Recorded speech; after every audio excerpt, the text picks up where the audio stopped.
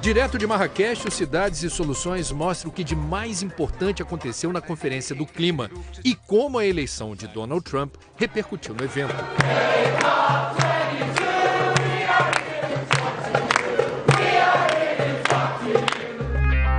Por aqui o sol pede passagem. Em Brasília, olha só como ficou o primeiro prédio público do governo federal com placas fotovoltaicas. Conferimos a inauguração da maior usina solar do estado de São Paulo.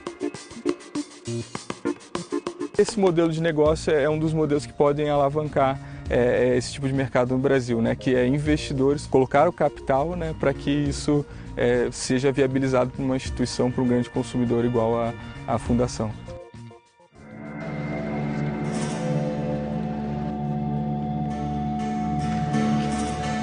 Marrakech, uma cidade cercada pelo deserto marroquino. Aqui aconteceu a primeira conferência da ONU sobre o clima após o Acordo de Paris. É a primeira vez que os líderes mundiais negociam a partir de um entendimento comum. Precisamos zerar as emissões de carbono no mundo até o ano de 2050. Como chegar lá? Uma agenda de implementação do acordo começou a se rascunhar aqui em Marrakech.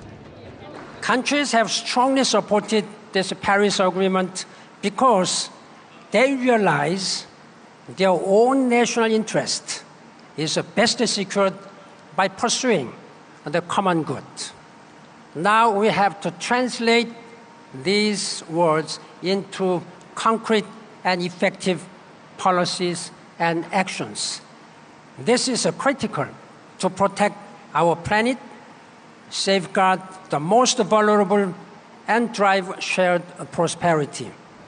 Na mesa da COP22, entraram em jogo os detalhes das regras. Transparência e fiscalização.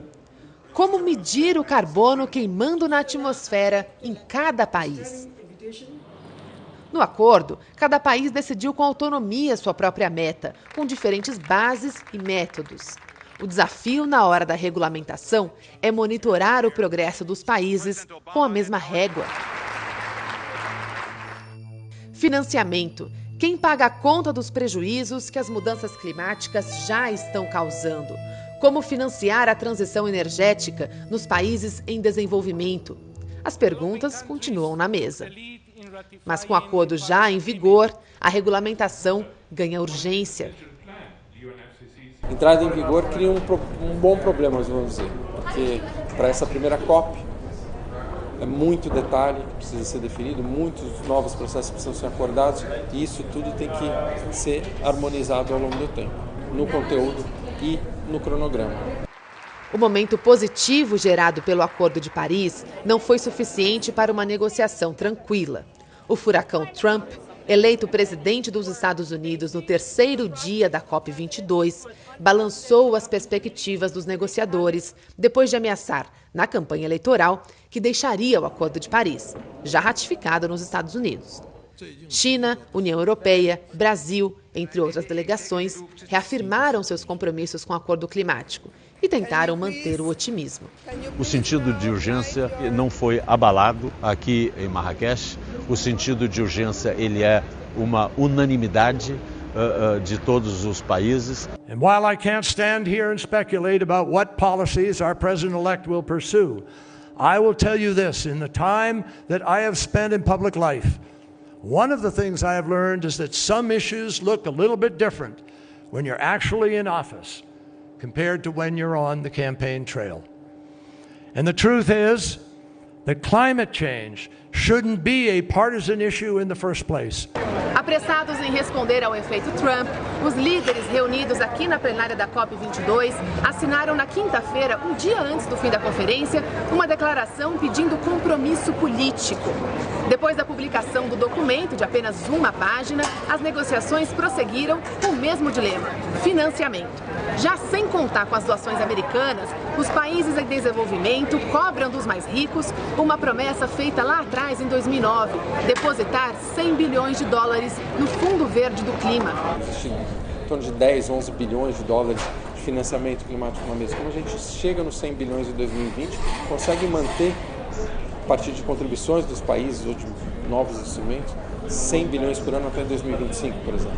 O que vai acontecer então ao longo do ano que vem? Vão correr reuniões técnicas para essa definição, para que em 2018, então, a gente feche esse pacote?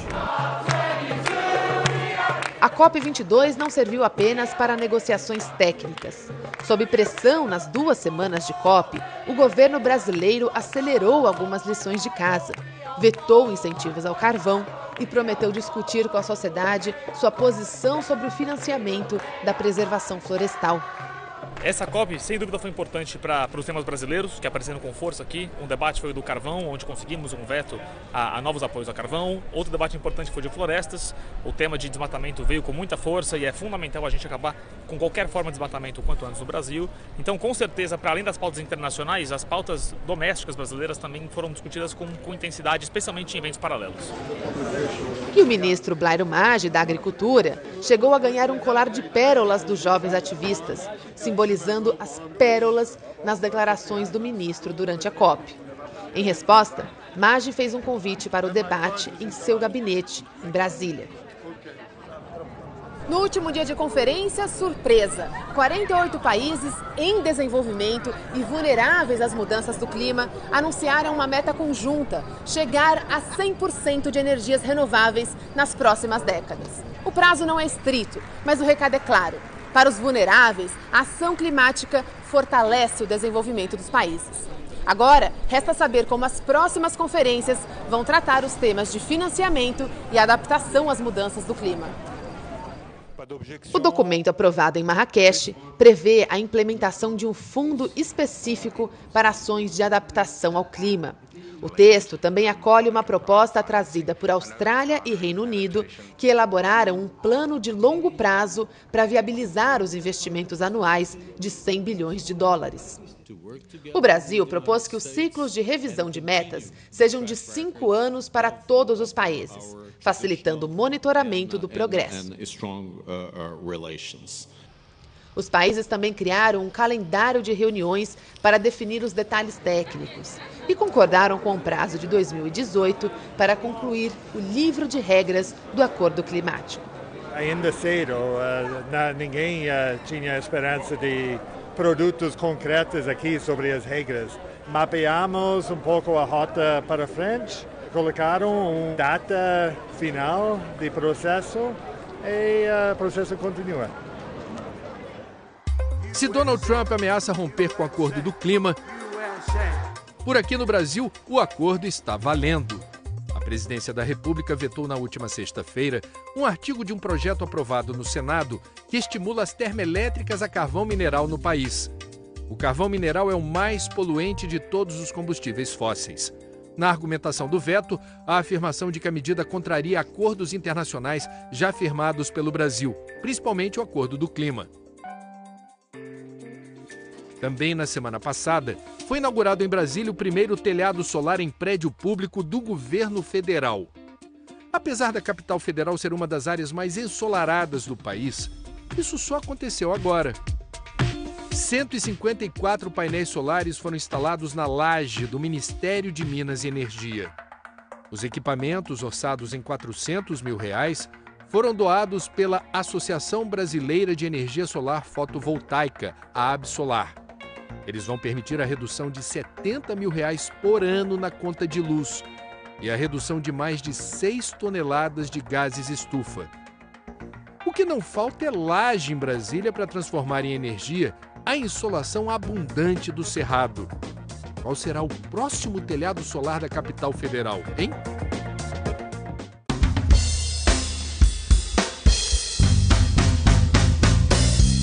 Enquanto isso, em São Paulo, uma universidade dá o exemplo e inaugura a maior usina solar do país em uma unidade de ensino.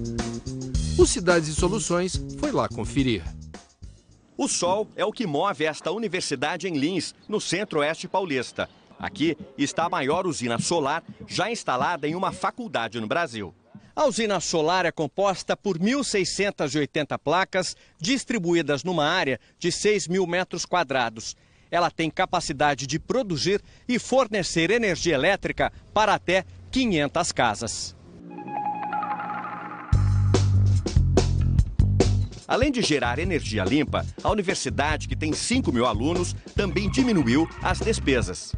Essa usina traz para a gente economia com os custos de energia elétrica, mas tem muitos objetivos acadêmicos também envolvidos no projeto. Então essa usina aqui, ela nos propicia fortalecer o ensino de engenharia, tanto elétrica quanto ambiental, quanto civil, nos propicia desenvolver pesquisa. Aqui esse parque ele é um dos maiores, os grandes parques, né, de energia centralizada, eles ainda estão em construção no Brasil. Então esse tipo de parque para grandes consumidores ainda existem muito poucos funcionando. E aqui em São Paulo, no estado, esse é o primeiro que entra em operação a uma potência de 554 kW. O sistema é todo automático, né? À medida que o sol ele vai ficando numa posição mais favorável, o parque gera mais energia e aí, dependendo do consumo da faculdade, ela depende menos da rede ou a mesmo exporta energia para a rede, né? Como ela está dentro da modalidade de geração distribuída, quando ela exporta para a rede é gerado um crédito na conta de distribuição dela e aí à noite, obviamente, o parque não está gerando, ela pode se utilizar desse crédito. A usina solar funciona com total automação. Então aqui você tem os inversores que controlam essa geração de energia e a rede ela se auto-opera, né? Então não tem muita mudança do que já é. Então, se, por exemplo, você acende uma luz na sua casa, o sistema de operação automaticamente vai verificar e vai mudar, né, a geração. Porque o grande problema do setor elétrico é que, ao mesmo tempo que você gera energia, você tem que consumir. Só que todo esse balanço é feito de forma automática. Tem como armazenar, né? Exato, exato. Aqui a gente teve essa oportunidade de fazer no chão, né? Poderia procurar o telhado, enfim, aqui no Brasil é bem difundido, tem algumas indústrias que já colocaram a placa no telhado, mas aqui tinha esse terreno disponível, inclusive perto do campo, e a universidade, em conjunto com a gente, definiu que esse era o melhor local para se colocar dentro do tamanho que a gente dimensionou o parque para eles. A ideia de construir uma usina de energia solar surgiu no curso de engenharia, mas para sair do papel era preciso trazer parceiros que financiassem o projeto. E o que é essa modalidade, né? A nossa empresa faz o investimento no parque, faz a gestão da construção, compra os equipamentos e aluga esse sistema para a universidade. E aí o benefício gerado, né, a energia gerada pelo parque, ela fica com a universidade. É um aluguel simples, a gente define um valor, esse aluguel ele é reajustado ao longo do tempo e no fim do contrato a universidade tem a opção de comprar esse sistema. Então ele parece complexo, mas no fundo é um aluguel comum, um comodato, enfim, como as pessoas costumam utilizar. E esse modelo de negócio é um dos modelos que podem alavancar esse tipo de mercado no Brasil, né? Que é investidores fazerem colocar o capital, né, para que isso seja viabilizado por uma instituição, para um grande consumidor igual à fundação.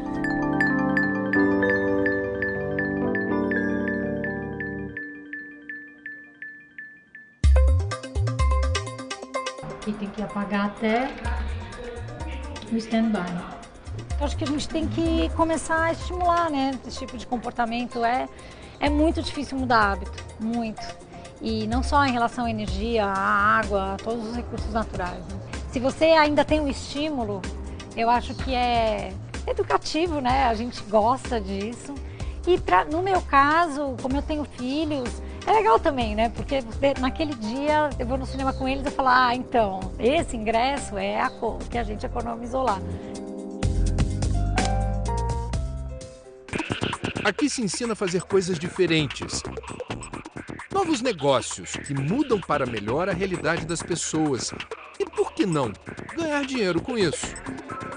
O Cidades e Soluções foi até a Design Thinking, um laboratório de novos projetos em São Paulo, para conhecer de perto o primeiro programa de pontos que recompensa quem consome menos energia. É o Pague Verde. Que tal economizar energia e ganhar brindes com isso? É aqui no segundo andar do laboratório que se concentra a maior parte dos 35 ex-alunos do curso de empreendedorismo que hoje desenvolvem suas próprias startups em um nível mais avançado. Agora eu vou apresentar para vocês o Eider, que também é ex-aluno, sempre fica por aqui no laboratório e, com a ajuda de amigos, ele transformou uma bela ideia num negócio promissor. Eu trabalhei no mercado de energia há mais de 6 anos. E o PagVerde ele sempre veio da preocupação de como a gente pode fazer com que o usuário ele participe de forma mais ativa dessa cadeia de energia. O usuário que tradicionalmente sempre foi considerado o ponto final dessa cadeia, um mero consumidor de energia. E o PagVerde ele parte um pouco disso. Hoje em dia a gente tem consciência que cerca de 20% da energia que a gente consome nas casas ela é desperdiçada por mau comportamento. Isso não significa equipamento pouco eficiente. A luz que você deixa ligada sem ninguém estar no cômodo, é a televisão que você deixa ligada sem ninguém estar assistindo. Então a gente considera essa energia como a principal fonte de energia que a gente tem disponível, porque ela é democrática, já que todo mundo tem acesso, ela tem baixo custo e ela é 100% eficiente. À medida que o usuário simplesmente mudando o comportamento, ele consegue ter acesso a essa energia. Como é que funciona? Eu tenho interesse, o que eu tenho que fazer? Vamos lá, você entra na nossa plataforma, você faz uma solicitação de convite, você recebe a nossa comunicação. A partir desse ponto, a gente vincula a sua conta de energia com a nossa plataforma. E a gente monitora o seu consumo de energia. A gente informa para você mensalmente como é esse consumo. A gente, inclusive, informa, por exemplo, quando você esquece de pagar a conta. E sempre que você reduz o seu consumo abaixo da média histórica, você acumula o equivalente do valor em pontos do PagVerde. Esses pontos eles podem ser trocados com os parceiros que estamos vinculando à plataforma, com as empresas parceiras. Hoje em dia já teve gente que conseguiu trocar por ingresso de cinema, a gente pode trocar hoje por livros, pode trocar inclusive por descontos em curso, então imagina que interessante, a pessoa conseguir pagar pela própria educação com a economia de energia. Esse é o nosso grande ponto de partida. Incomodada com o valor alto da conta de luz, a empresária Luciana Nunziata pediu ajuda ao PagVerde e gostou do resultado. Eu mandei minha conta de luz e fiz um cadastro. Aí eles me deram algumas orientações, aí eles me deram depois aparece um relatório, né?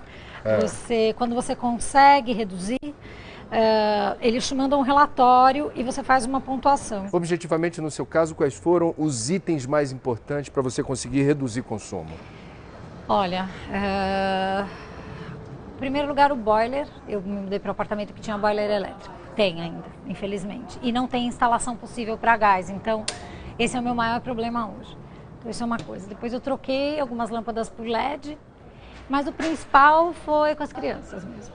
Quer dizer, desligar computador, só utilizar a luz onde você está. Aquelas coisas básicas que a gente sabe desde que a gente era criança, mas que com esse preço da energia... E você foi bem sucedida. Aqui na sua empreitada, seu saldo no PagVerde 57.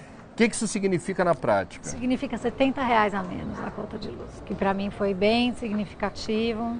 E o que você ganhou do PagVerde? Ganhei ingresso de cinema. Ganhei.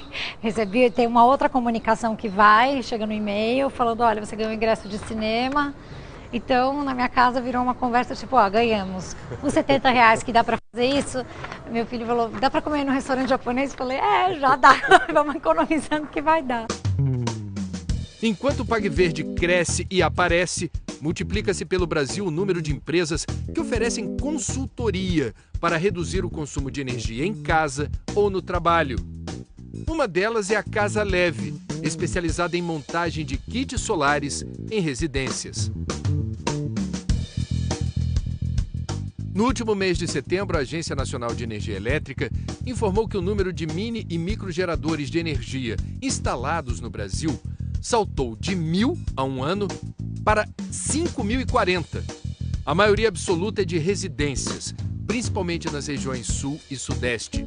Apesar dos custos ainda altos e da burocracia de algumas distribuidoras locais de energia, o sol aponta o caminho. E é para lá que muitos brasileiros estão seguindo.